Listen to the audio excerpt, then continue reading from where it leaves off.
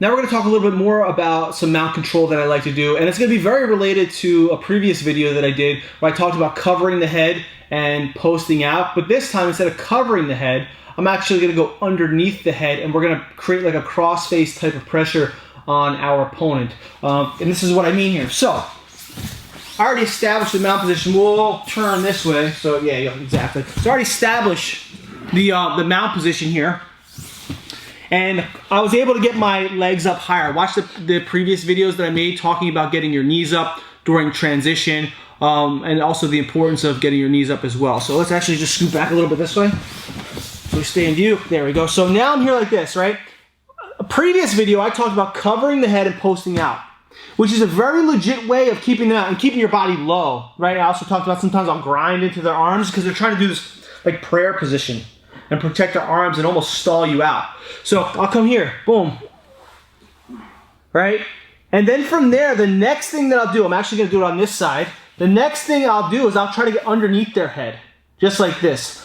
Now some people might be like, oh, well, why would you do this if you're gonna give them the arm? So he might be able to hook over my arm and block it. I honestly don't care. If I have a nice high mount, my body's nice and low, this hand is posted out, and his face is controlled, I do not care if he hooks over my arm at all. Lots of times I'll want him to hook over my arm. I'll talk about that in other videos as well. So I come here, I come underneath the head, and then from here, look what I do. I grind my chest into their face, and I'm almost like pulling my hand in as well. So I'm doing this. Because what happens is it like creates like a friction on the back of his neck, and my chest is pushing on his head, and my arm is pulling at the back of his head. It's almost like I'm doing like a neck twist on him. So I come here, boom, I do a neck twist, and then I post out here. Many times I will grab the shoulder, so I'll take my hand, and I'll grab the shoulder and try to almost grab into the armpit. This gives me extra control. And I'll just go here. I'm not gonna put a ton of pressure on Russ because I don't want to kill him, right? But you want to really grind this, boom. Because now what happens, look at my head, it's on this side. Now what happens, if he tries to bump me to his right, he can't do it. My knees are tight, my toes are pointed in. If he tries to bump me to his left, he can't do it. Why? Why can't he do those things? When he tries to bump me to his left, my arm is stopping him, and also my head is in this direction, right? So my whole body is kind of like leaning a little bit to my left. So without Russ, I'm here like this. I'm digging with my arm, and I'm going like this.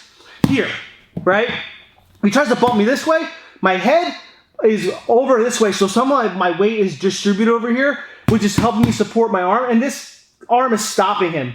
If he tries to bump me this way, he can't do it because he can't physically turn his head. If you have anybody control your face and you're like stuck looking to your right, you will not be able to turn to your left, all right? It's physically impossible. I cannot turn this way by looking to my right. And that's what I'm doing to him. I'm basically I'm pinning his face down one direction, which takes out that direction. So I have both of my bases covered. I have the left side covered, and I have the right side covered. What am I doing with my feet? So if we're here like this, right? I'm doing with my feet the same thing I do with my feet in the other videos. So I was able to, boom, come a little bit higher. I get underneath the head. If I can't get underneath the head like this right away, I'll have my hands out. My left hand will cup the top of his head, and I'll do a quick lift. Okay? I grab his shoulder, I grind. Here, knees up high. My feet, my toes are pointed. I'm trying to put the soles of my feet onto his hips here. If I can get them underneath his hips, that's good. Lots of times they bump, boom, and they kill themselves. Now when he goes to bump again, he tries to wiggle and do all these different things. He's got so much, every time he bumps, he puts my foot further and further underneath his body. And every time he bumps, he essentially makes his life a little bit more miserable. This is not a comfortable position. When you have the mount on somebody, you want to make them regret the fact that they ever let you mount them, or that you were able to mount them. The mount position should not be comfortable. The person on the bottom should not be like, yay, he has me in the mount, now I can just lay here.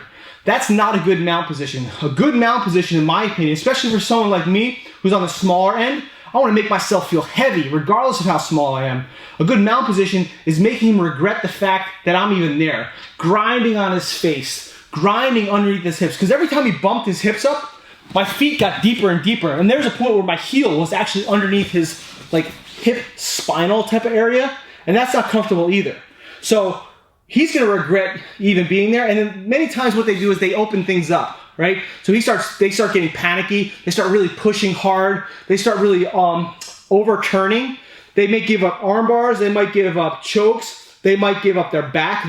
Giving up their back is actually a huge one with these type of things, because what happens is, if we go back to where your head is over here, what happens is when I have this position, I come underneath, right, and I'm grinding, right? So now Russ's hands are inside. I'll do the side-to-side grind. So now I get here. What happens is lots of times they'll get their left arm underneath my body. Yeah, like this, and they'll just keep turning. And now they give up their back. Now from here I can basically start coming through and improve my position. You will have a lot of people, because they can't turn one direction, they'll overcommit to the other direction, and they will give up their back. That happens a lot, based off the fact that you're making their life miserable. So this is a repeat thing that I'm talking about in regards to making them uncomfortable, because making them uncomfortable when you have the mount position will give you more opportunities to go for better positions and to go for actual submissions from the mount. Because if you can't keep the mount position, you're not submitting anybody. You know, some of my favorite submissions in jiu-jitsu are from the mount, and I wouldn't be able to do it if I could not keep the mount. Right? Submissions do not exist from the mount unless you can keep it.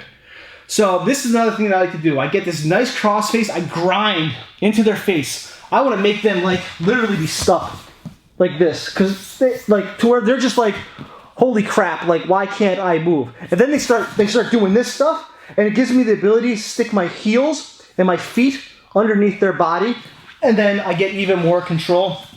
And then once I know I have my nice solid control, then I start planning my attacks from there. Then I start going for my different submissions, because I now start making him predictable. I know I have ideas on how the person's body is going to bump. I have ideas on what they might try to do in regards to you know, hooking my arms and so on and so forth. And then it gives me those attack opportunities. So definitely try this out. Add this to the video and the concept where I talk about where you just basically cover the top of the head, because this is highly related. So basically, instead of covering the top of the head, I'm going underneath the head. So if I just show you one more time, because I want to make sure I show enough angles too. I'm here. I was able to get my knees up as high as possible, right? I'll start out here, and I'm never here like this. If I'm here like this, I'm giving him so much space to start getting out. He can now start getting his arm on my hip and start escaping. Once I get my knees up high, so just scoot back down this way. Once I get my knees up high, I'm down low. Because now when he goes to put his arm on my hip, he's gonna have a lot of trouble doing it, because I'm nice and down low. Then from here, I pick up the head, go underneath, grind his face one direction, and then I control. Tons of pressure. I'll grab at the shoulder, I pull, and then I drive. Here. And then I control my opponent. So play around with this. If you have any questions or comments, I'll do the best I can to help you out. All right? Peace.